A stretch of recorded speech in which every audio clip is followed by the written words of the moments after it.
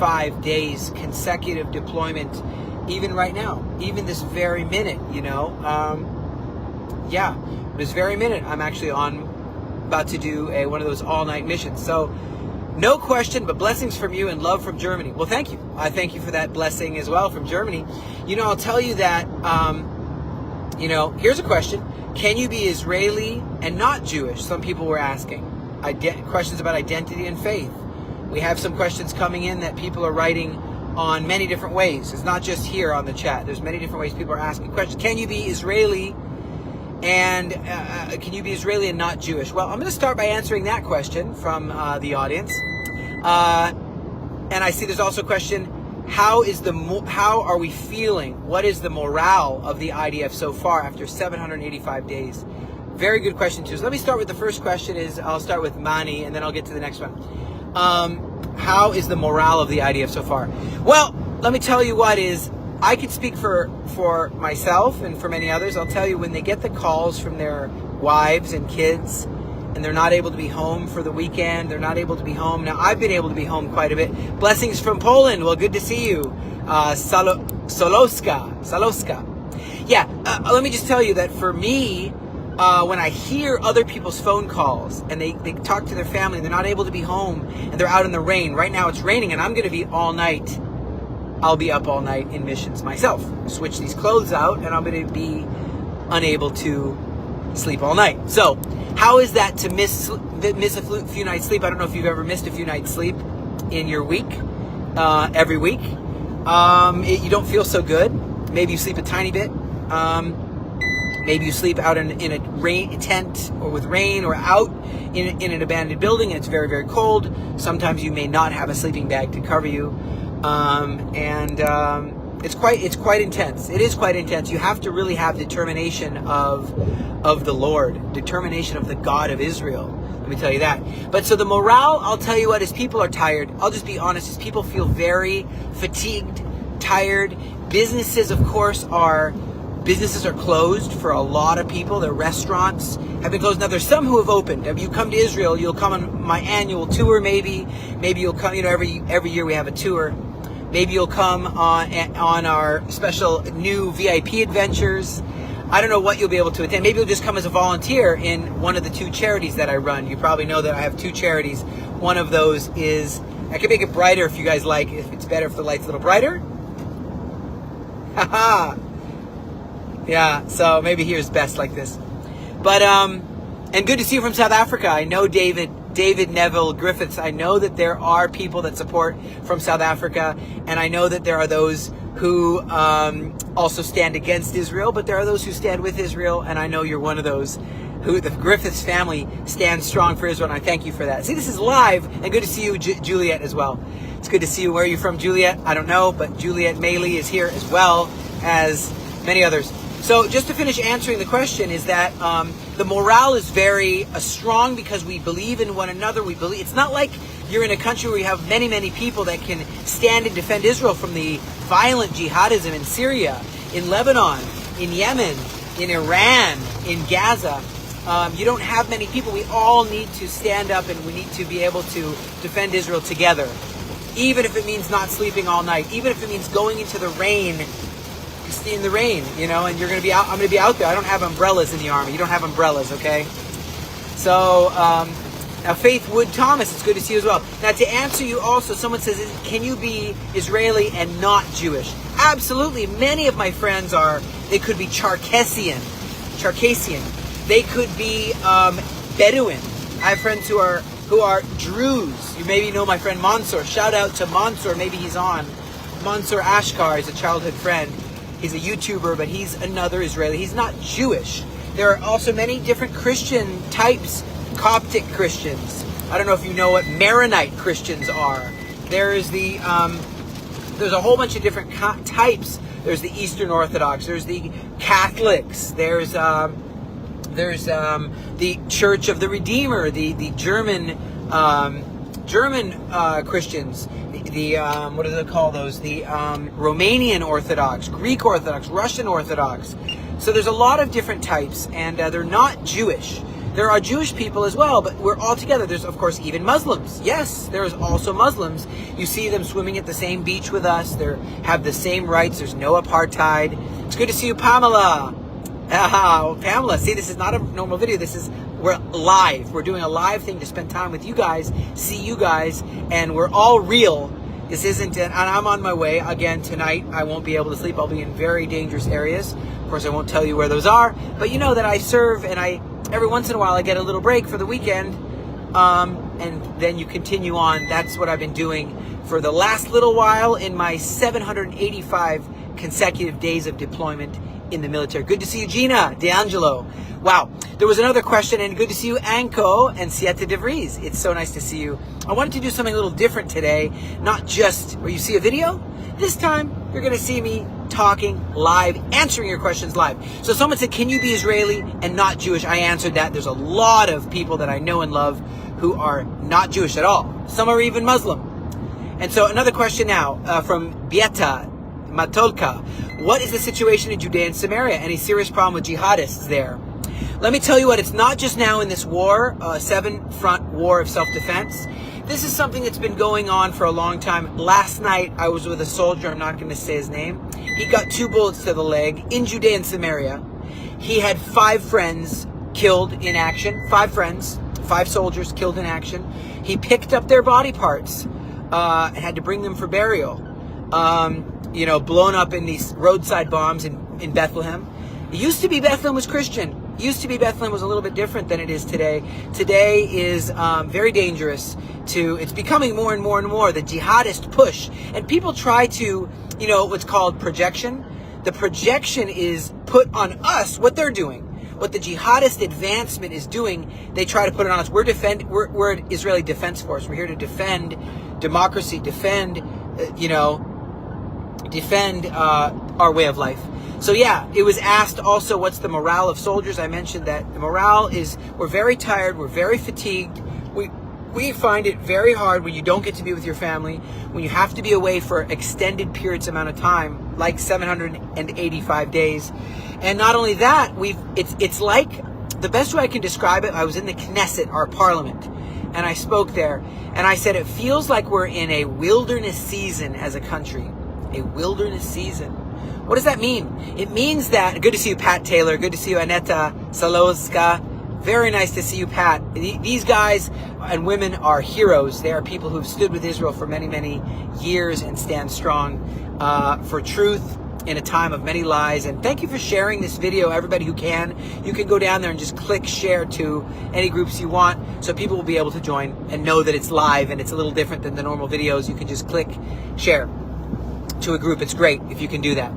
Now, another thing is that when it feels like a wilderness season. Any questions you have, write them in the thing. I'll address your questions. Just write them in the chat. You just click message and write your question, and I'll answer it. That's what I want to do. I want to have time with you, with David Griffiths and these great people and Gina, who are great people who just stand with the Bible, stand with real history, and stand with freedom and democracy and everything that we believe in as the West. We are all part of the West. We just happen to be the shield of democracy right here in the Middle East. It's not, you guys are far away in Australia and Finland and Iceland and Norway and there's Tamara watching. So now I'm just going to answer you this. It feels like a wilderness season. Here, a question just came in. How do you manage life with everything happening around you? And good to see you, Pat Taylor, again. So how do you manage life with everything going on around you? Well, when it's a 7-front war, and it's really actually an 8-front war, and you can see that on the Real Israel podcast. I don't know if you've been able to watch the Real Israel podcast, if you've been able to share that with friends. It's true that you have these are real people with real lives, and when you have to go to funeral after funeral after funeral of loved ones who were murdered only because they're Jewish. That's the only reason why they were massacred and continue to be shot at, hit by missiles. Our secretary in the charity, her sister was blown up with a missile from Hezbollah. And I don't want you to be afraid to come here. It's more dangerous to go to any major American city. It's more dangerous to drive on snow this time of year in Canada. It's not dangerous. People here have we're all together protecting the country, and it feels like such a family, a big family, but it feels like our family is in a wilderness season. So, okay, so that's how I manage, is by reading the words of God. That's how I manage to survive, is by just remembering the promises over Israel. It's not a gimmick. It's the only way I've been able to really survive this whole time. It's crazy. It's been very, very hard, and I'll be honest. I don't know if how well other people that haven't been through 20 years in the army would be able to survive, because it's constantly, you have to be on. It's like adrenaline. I feel like you're on adrenaline all the time, and constantly watching, looking, what's going to blow up next, what's going to, you're constantly ready. And also there's the, and even as the charity, I'm like saying to our team, hey, get people to donate to the work, because we got to help a lot of people that are running from antisemitism. Got to be able to put more videos to the people so they know that anti-Semitism's a real thing. I've heard stories where people are being spit at, protested at in London, England, even in America, even in Canada, and people get a little shaken and they want to make Aliyah. So they want to come to either the Aliyah Return Center, or they want to hear messages from the faithful Galileans, or they want to hear from me on the Chaim Malespin channel. I have my own channel too, the Real Israel podcast, and they want to know about our teaching series and how they can be an ambassador for Israel and stand up against the lies. And there are so many lies that, without even any proof, so many lies. But is it true that, I'm going to read a question right now. Is it true that Jewish people cannot own property in Judea and Samaria? Blessings from Arizona. Well, yeah, the truth is that under the Jordanian law, it's considered disputed territory. There have been people who have taken initiative to settle in Judea and Samaria, but there isn't a municipality for anyone, not Arabs or Jews. There isn't a proper municipality. In your country, you go to a municipality, in Israel too, you go to your local municipality and you say, what lands are for sale? Who are the owners? Who's the registered owners? There isn't a registered owner of what was once Turkish land, then became British. It was Israel a long time ago, but then it was Turkish owned. Turkey. Okay, the Ottoman Turks. Then you have Britain, Great Britain, the Queen. God save the Queen. God save the King. King Charles. Jolly good. That was probably not a really good accent. But the point is they ran things over here. Would you care for a spot of tea, sir? I'm entertaining myself. I would like a spot of tea in this cold weather here. Anyway, but my point is they ran things, then they left, then it became Transjordan, which means Jordan owned it, but then Jordan left. Jordan says we don't want to own it. They gave up ownership of Transjordan. That means Transjordan means that if you went over the Jordan River, so the east side and the west side of the Jordan River, the west bank and the east bank were all part of Jordan at one point. They gave up that. They said we don't want to run that. We didn't say you have to give it up. They wanted to give it up. So now it's considered like disputed territory or no man's land, until what I believe is we should fulfill what the Bible says and annex it. Annex it is a cool word, meaning you need to claim the sovereignty, as after the 6-Day War, the Arab armies that attacked us lost in that war. I see there's someone here saying some mean questions. Abidur Hassan Deru. Wow, there's some questions that you sometimes need to just ignore. I follow the Word of God, and I don't do things that are against the Word of God. Sometimes people project. They do things and they project it onto me. So Josh here asks, so glad you if you're Dutch, you should Dutch and Hebraic people, also Arabs here, can say Chaim. All right? So, jolly good. So now that is the answer to, now there's a real desire in our hearts to push forward a sovereignty over Judea and Samaria. That's right. And it would be good, I'm telling you what, God is good, God is love, and it's good and lovely for the Arabs that live there too. Because I'll tell you what, they do not want to be under the corruption of and violence of Hamas or Islamic Jihad. For that matter, the PLO has shown that they are very, very, very friendly to the cause of jihadism. They haven't renounced jihadism. They haven't denied jihadism. They haven't said we don't want to be allow for any jihadism. In fact, they've encouraged it. So they're not even prepared to manage a property like that. I believe it shouldn't just be no man's land forever. I know some people might not like to hear that, but it shouldn't just be a wild, wild east. Now, I know there's some Americans that say, what's with all the violence going on there? And there's even settlers there. There's settlers there, and they have to protect themselves, and they're getting attacked. And what is going to happen? Oh no. So I say, guys, what was it like in America back in the day before America annexed certain areas in New Mexico, in California? What happened is it was the wild, wild west. It's a very good way to look at it. Wild, wild west is a place where there's gunslingers. There was people doing stagecoach robbing. In this case, it's jihadist groups that will be in Judea and Samaria, and they'll just start shooting at Jewish people on their way home. They will do massacres like the Hebron massacre. Massacres like in Itamar. In Itamar, everyone was killed in the house except for a young girl underneath the bed. This is not okay. In Israel, you say, call the police. But do the police really patrol there? No, because it's not annexed. So that's what I have to say about Judea and Samaria. Now, I know Trump is under a lot of pressure and bribes from certain areas, certain planes and so on, that don't want him to confirm the biblical mandate of the sovereignty that God established of Israel. But God isn't against the Arabs. God is good and God is love, and he's good and lovely to all the Arabs that live there under true democratic process. Could you send that question again, Mariana? I believe it is. You sent a question. Send it one more time.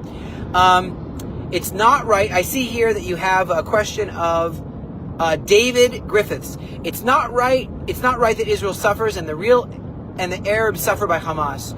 Jihadism is terrorism. You're absolutely right. Your question is, David, the question is this: a lot of people see you as devils. They see, and I know it's untrue. Demonic theology is like replacement theology, is saying that even in South Africa, yes, they've bought into a lie. You know, in 9/11, did you have in 9/11 in America when the Twin Towers were destroyed by the Al-Qaeda extremist group, was this because the wealthy Osama bin Laden, very, very wealthy, were they mistreated somehow by America? The wealthy bin Laden family. Is that why they had to? They just had to stand up against America because they were so wealthy and so well. Were they mistreated somehow? And that's why they just had to as part of resistance. Everything's allowed when you do resistance, even killing thousands of Americans and destroying the Twin Towers, right? They would want, the brainwashing would almost want you to say that. No, we weren't in Iraq. And neither was America in Iraq or Afghanistan at that time. They did it because of the teaching, the jihadist teaching of Al-Qaeda. That's why Osama bin Laden did it. Not because they were mistreated, because they have a conquesting ideology to conquest all the world. So if that is a very, very, very, very wrong and evil ideology to try to attack peace-loving Westerners in New York who are in their office buildings and kill them all. That is demonic. That is demonic to be like that. And I pray, we should always pray that our brothers and sisters, sons of Abraham, would be able to change their heart. A question came in. I know someone who's not doing well.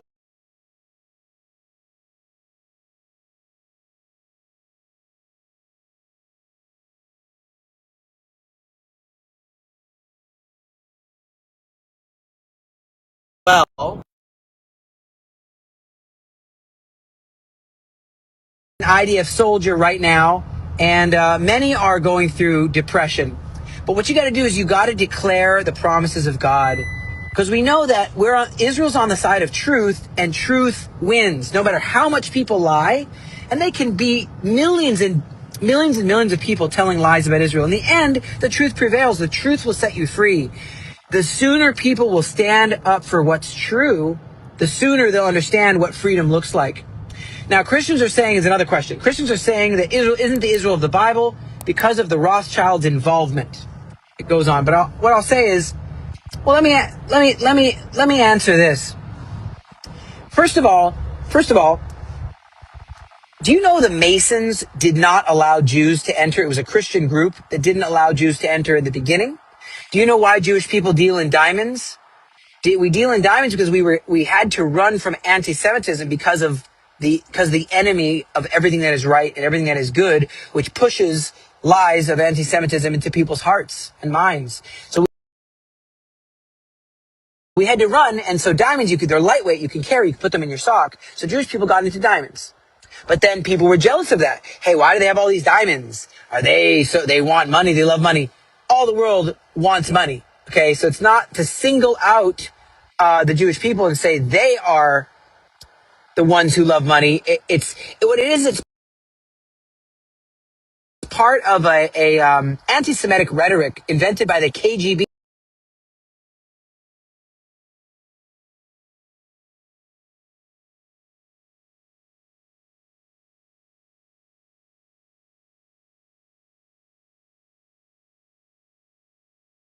in Russia. There's a thing called the elders of the protocols of Zion. Those are not our protocols. No Jewish person wrote that. That is actually based on Russian poetry, and they brought it and some bad stories. And instead of making the villain who it was in their stories, they decided to make Israel the villain. And the KGB pushed this book called The Elders, the Protocols of the Elders of Zion, and it's from Russian KGB, just so you know. And that continued to be spread. And guess what? It's still being spread today, if you could believe this. Even today, people are believing that there's some Jewish cabal. Now, you look at banking. The Rothschilds were bankers. To answer your question, the Rothschilds were bankers, yes. Do you know that nobody forces you to bank in a bank? If you don't like the bank, you go to another bank. Okay? Why were Jewish people good bankers? Because they were honest. Because the Torah, the Bible, tells us to be honest.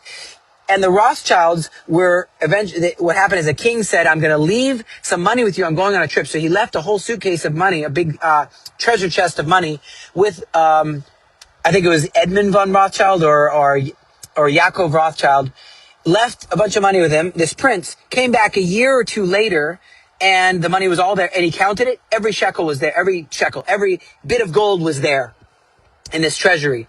And so after that, the name of, wow, these Jewish people aren't going to be cheating people. Do you think that people would bank with Jews if they were all cheating everybody? Do you think that makes a good banker? Do you know that no one's forced to bank with anyone? People bank with Jews because they're trustworthy.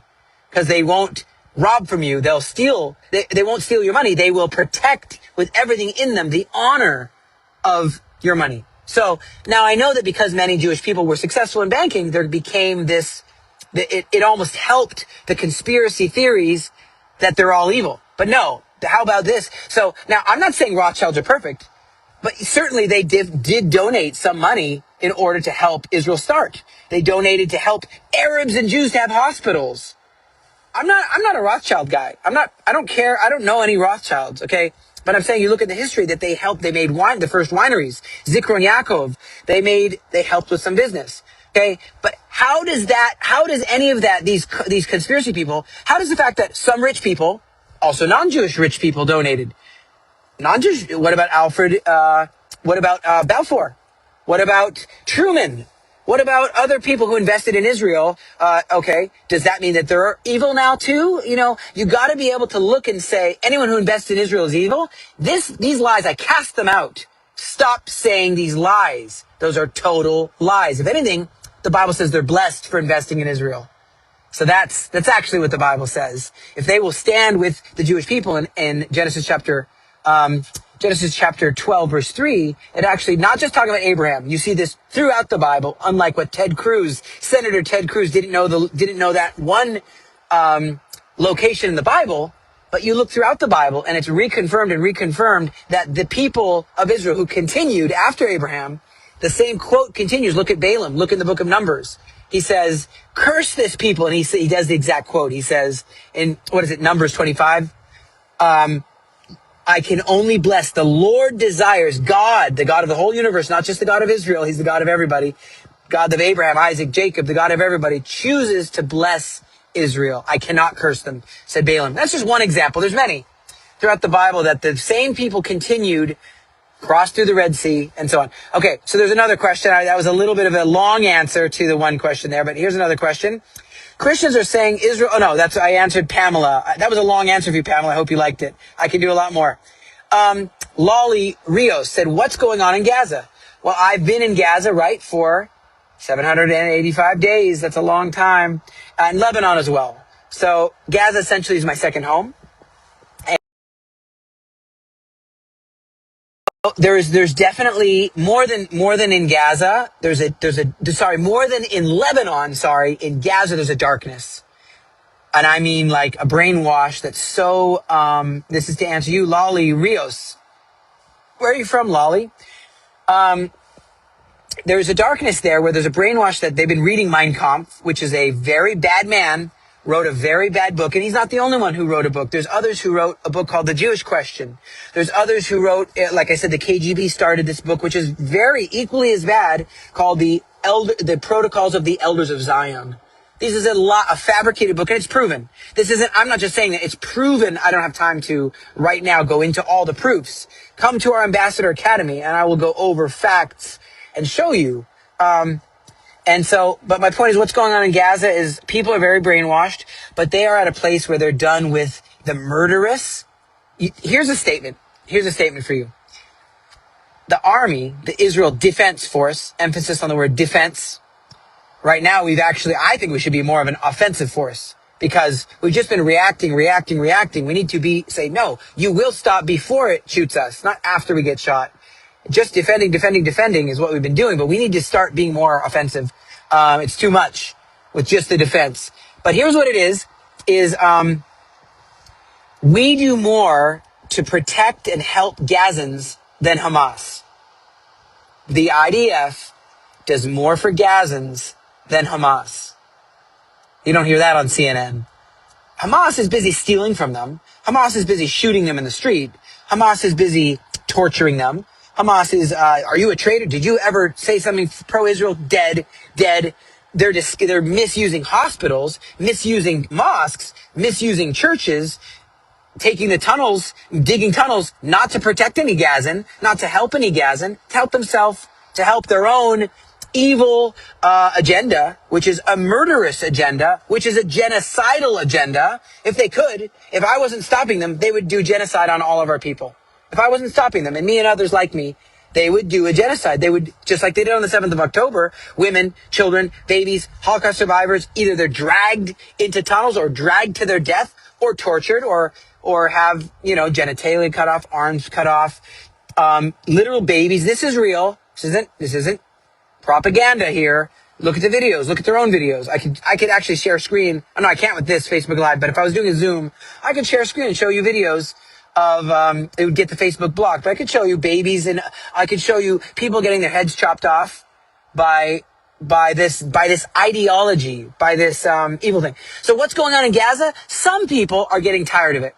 Some people are seeing how they're getting robbed and getting starved, not because we didn't send in 600 trucks a day. I've seen truck after truck after truck, and some of it comes from Qatar, some of it comes from Saudi Arabia, some of it comes from Canada, America, some UN, all kinds of different aid organizations, all different kinds of organizations there have on the box. They'll have their picture. I see it. But they're getting tired of it. The Gazans are getting tired of the destruction that the Hamas brought on their people by their massacre. And not only their massacre, continuing to hold the hostages. So we have to keep looking for them. We have to also stop them from having these towers of that they can shoot from, and that they are shooting from. They have to take down these buildings which are used. We've had to level Gaza pretty much. They use any opportunity they can. So the destruction brought on by Hamas, a lot of Gazans are tired of it. They don't say that a lot because they'll get killed by their own people. So I hope that answers you, Lolly. A little bit long answer.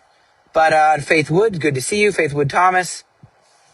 Tammy says, God can even use evil people to accomplish his purpose and will on the earth. You know what? I like to say the mask has come off. Before this, you didn't really know. You had people like American President Obama saying, it's all the same. There's Christianity, there's Judaism, there's Islam. It's all the same. And, you got to just respect everybody. Well, I will never respect a jihadist. I will never respect a jihadist who's committed to murdering my family just because they're Jewish. Can't respect that. I will never respect that. It's not allowed. And they need to surrender that and to change their ways. I made a song called Gaza City Changed Their Ways. And so I do hope that they will change their ways, and that's what needs to happen. So, Sandy, I like your question, Sandy Covert. Sandy Covert says, how can we make a good support? Well, you know that I help them, right? I help new immigrants. I'm able to do that. I also get warm gear to give, and food and stuff, and even beef jerky. People send me sometimes meat and beef jerky. I give it away to them. I'm able to help the lots of kind of people that are in need, people that are injured, get them, and we help Arabs. Here's an important thing to know. We help Arabs in need. Do you know that the 12 children that were destroyed by the missiles from Hezbollah, they were all Druze Arabs. I mean, they were Druze people, Arabic-speaking Druze, right? And so their missiles, you know who was massacred? 3,000 people massacred there in Syria. Those were Druze. Those were friends. I serve alongside Druze and Arabic-speaking peoples. We help them. We give them scholarships. Arabic people get scholarships to be able to get a university degree. That's what we do. We don't just help Jewish people. We help Arabic people. So when they stand and they support, you can go to chaimmalespin.com, click on support. You can support. And I guarantee you it goes. This is the thing, is people know that there's sometimes charities in this world, and you don't know if you can trust them. You don't know. It's year-end giving now, right? But Black Friday was the other day, 2 days ago. Giving Tuesday is like tomorrow or something. And so people don't always know, can they trust what's going on? Just because someone has a registered charity and they comply with all the government things, you don't know if it's really going to go to help the people. But the good news is I always do these videos, and I send people the videos so they see that I'm actually helping. So I don't know if that answers you, Sandy, or if you need a longer answer or a different answer. Just go to Chaim Malespin, Chaim, mail like man, spin like the globe.com, click on support, and it's a tax-exempt 501c3 charity, and you'll see the other charities there too. You'll be able to click on advocacy, and you'll see Aliyah Return Center, Faithful Galileans. There's 2 other charities as well. Let's see what other questions we got. Faith Wood, good to see you. Okay, good. So now I see there's a question here, which I'm getting to right now, which is, let's see, Tammy wrote, we have 400 plus Hamas operatives in Canada who are confirmed financing, and so causing many Jewish Canadians to consider Aliyah. Yes, that is absolutely true. Here's a very telling thing about where the West is. We all want to love, and we all want to help, and we all want to bless, and I do. I help Arabs, we help Jews. It's wonderful. But you got to be able to identify jihadism. That's something that there is no coexistence with jihadism. Doesn't work. You cannot coexist. You either surrender to jihadism and give up who you are and say you cannot be a free Westerner anymore, and you are under the jihadist. That's what they want, you to surrender, and for the flag of Islam. Now it's the Palestinian flag. They don't care about the Palestinians. They don't, or they'd help them in Jordan. They'd help them in Syria. They'd help them. They care about hating on Israel. All these people. So it's really a just topple the West flag. When you see a Palestinian flag flying, they don't care about Palestinians. Know that. You need to know that. It's just destabilize the West, take over, dominate the West, either subjugate. The word is subjugate the West, infiltrate the West, and subjugate them. That is what that flag means. I mean, if they wanted to help the Palestinians, why aren't they helping them in Syria? Why aren't they helping them in Jordan? Why didn't they help them in Gaza before this? Why did they allow Hamas to destroy and to take over and to do what they did, to massacre good people, and they don't care about the future. Where's the committed money to even rebuild Gaza? Why are they not willing to, it's maybe while it's a trending thing, people want to be trendy, so they'll try to be trendy and to try to get views and likes, but their heart they want to take over the West. They want to subjugate the West and to infiltrate and to dominate the West. And that's the, when people want to be a good Christian, they want to be more like Yeshua, who was a Galilean rabbi, Jewish Galilean rabbi. And they want to be more like him and be self-sacrificing and loving and forgiving and kind. But when people want to be more jihadist, they try to be more warlord-like. They want to be more like a warlord. So here's a very telling example of where the West stands today. If you know or you don't know, I'll tell you. The West now, when Iran was bombing us like crazy. Buildings were being destroyed. I walked through the rubble in Bat Yam, our city. I walked through the rubble in Ramat Gan. the financial district got hit very, very bad. I mean, millions and millions and millions in damage. I walked through Beersheba where the missiles hit. I walked through Tel Aviv where the missiles hit. I walked through Holon where the missiles hit. Destruction. It wasn't the whole town, the whole city destroyed, but I'm talking neighborhoods leveled, all the windows gone in entire neighborhoods, right? Very scary. Maybe some of that you didn't see on the news. Maybe some you did. Not so many people were even injured because the bomb shelters really did help a lot of people. Hardly that many people died. You know, what was it? 14? I don't remember exactly how many total died. Not that many. My point was, when that was happening, the evil Sith Lords, I call them, in Iran, the IRGC decided to flee because they knew there was going to be a retaliation from America, from Israel. When they do that to us, there's going to be a retaliation. We didn't go attack them. They attacked us. And then we had to take out their nuclear program. So where did they run to? Did they go to Qatar? Did they go to Saudi Arabia? Did they go to Jordan? Did they go to Syria? Did they go to... Where did they go to? They went to Canada. Hundreds and hundreds of IRGC Iranian operatives who were instigating the attacks on Israel to destroy a democracy, to blow up, to level, to nuke a democracy. They went to Canada. Canada received them. So that just, I mean, it just shows you that the West is not very aware to what's going on. They're not very, maybe a little naive, not very united. You know who's united? The jihadists. They're united in purpose. The West is more like McDonald's. They're more like company related. The way the West works is like, there's a strong company. Maybe Charlie Kirk has some strength to bring his corporation high for a while. Or maybe there's another guy called, I don't know what, some other guy who brings his corporation high. But it's not like they're all united. Everyone just is united under their corporation. That's not like that though in jihadism. Everyone not about their, sure they have their own, there's so many. There's the PDFLP, the Democratic Liberation. There's the PLO, the Palestinian Liberation Organization. There is the Islamic Jihad. There's Jabhat al-Nusra. There's Boko Haram. There is Hamas, Hezbollah. It's endless. They're different, and they all want to fund their own organization, but in the end, they are united in purpose. Destroy Israel, destroy the West, subjugate the West. So that is something to know, is that Syria is really being used as a place that's been always like this because it connects between Iran and Lebanon. So they want to bring all their missiles through Syria. They really, really want to do that to our borders to just shoot us easier instead of so far away and they might miss. That's what they want to do. So Aliyah is going to happen. It's prophesied. It's prophesied. It might be 2026. 2026 might be the year of the greatest Aliyah, and I got to be ready for this. I got to be able to welcome them. That means jobs, food, training. I do job training. We have factories that we put them in. Once they train up how to do soldering, we give them housing, free housing. Don't forget, we help Arabs too. It's important. Local Arabs that are struggling because of the war. And there's millions. There's technically about 26 million Jewish people if you count through the father or mother. Not just through the father or mother. And so they all are going to make Aliyah because, Hitler would have killed them. That's the Nuremberg laws said if they have a father or mother, they would be killed by Nazi Germany. And so those people might think, and this, I'm not trying to be fearmonger. I'm not a fearmonger. I'm just looking at the facts.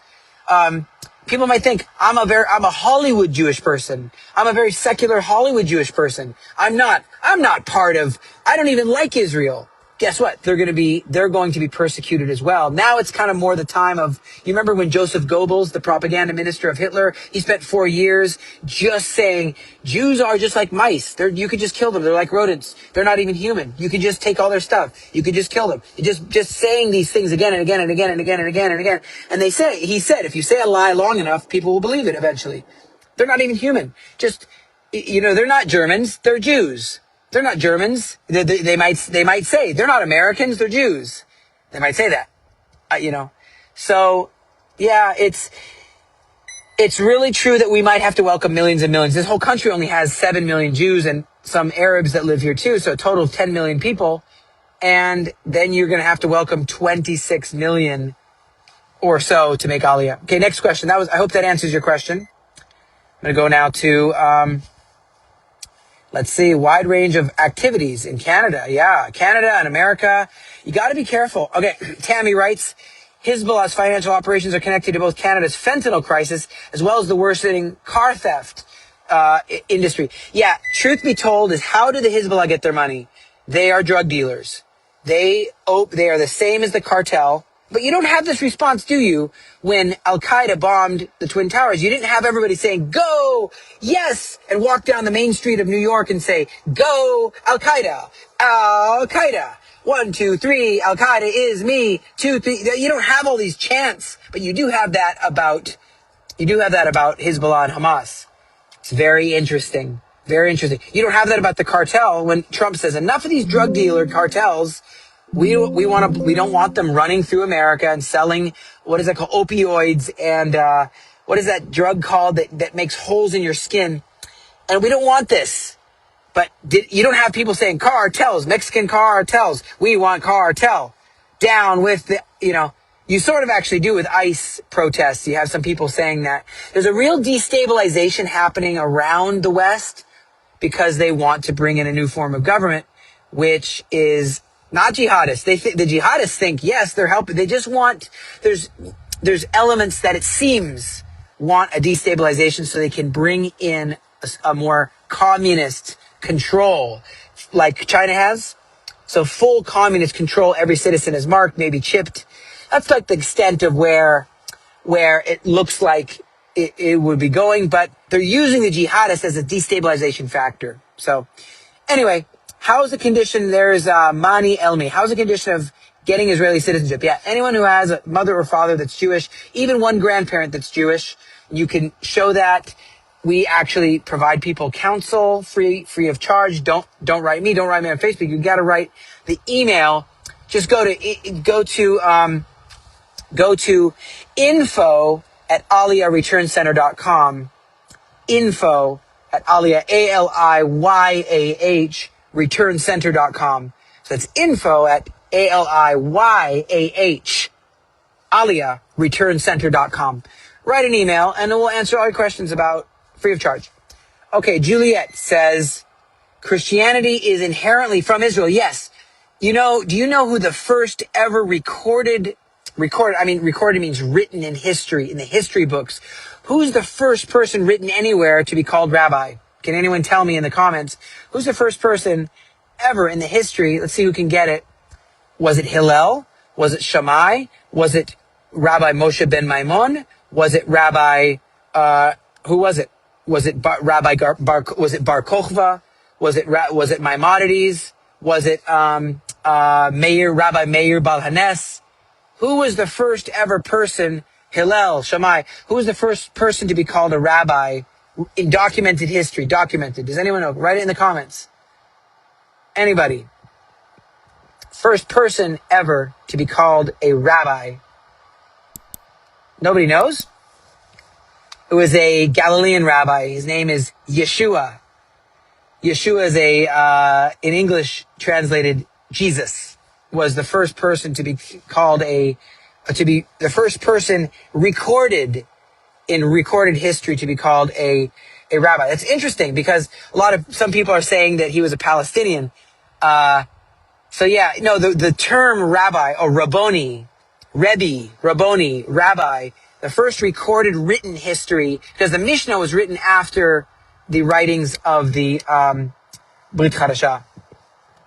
So anyway, but the point is there's a lot of work to be done to remove the history of who wrote the whole Bible. That's right, all the testaments was Jewish people. So people are forgetting about that, and they're forgetting about that, and they purposefully don't want to talk about that, and they want to divorce the tree from its roots, the olive tree from its olive tree roots. And they want to make it something else. But in the end, again, truth will set you free.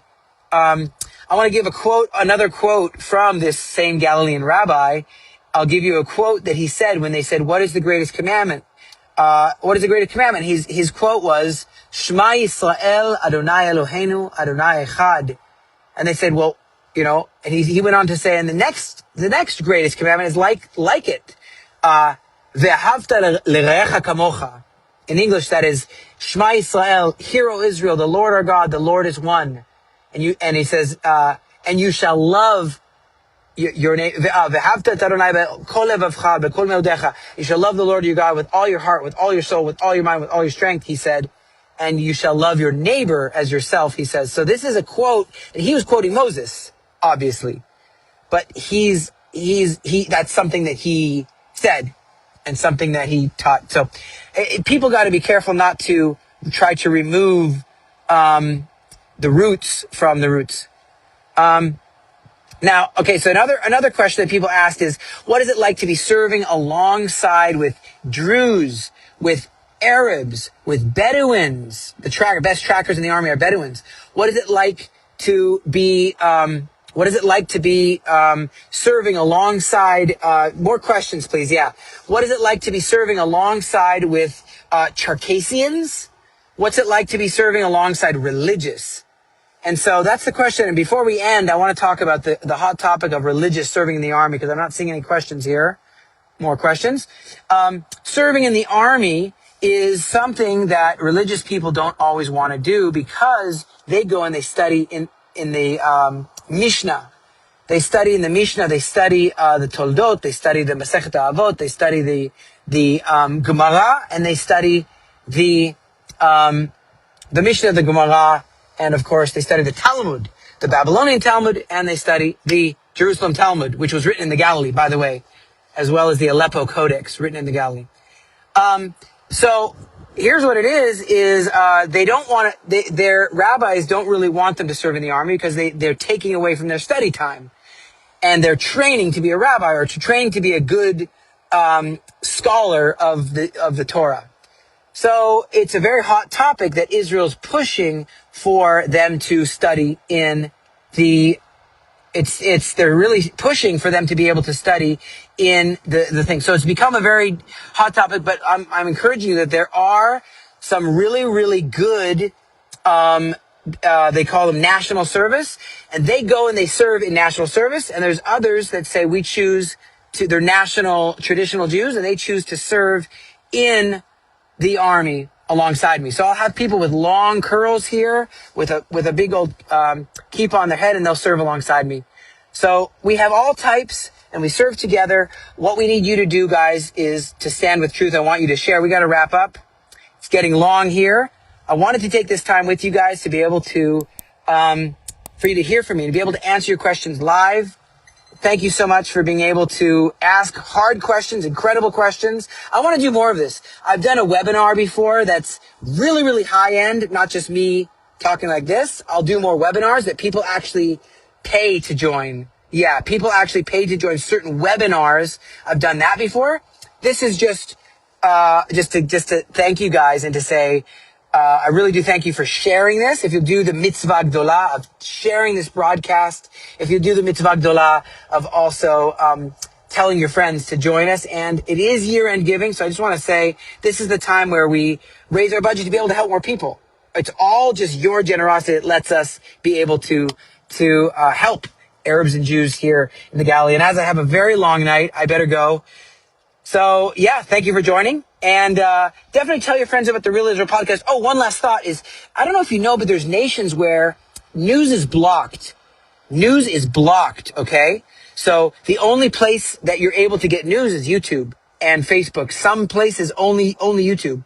So that's why I want you to be able to make sure this gets to people that need to know the truth from someone boots on the ground for almost 800 days. Thank you so much, Sandy, Lindsay, everybody. Have a wonderful night. And as the wave of Aliyah of Jewish people happens, tell a Jewish person that you care for them, you love them, you want to stand with them this Hanukkah.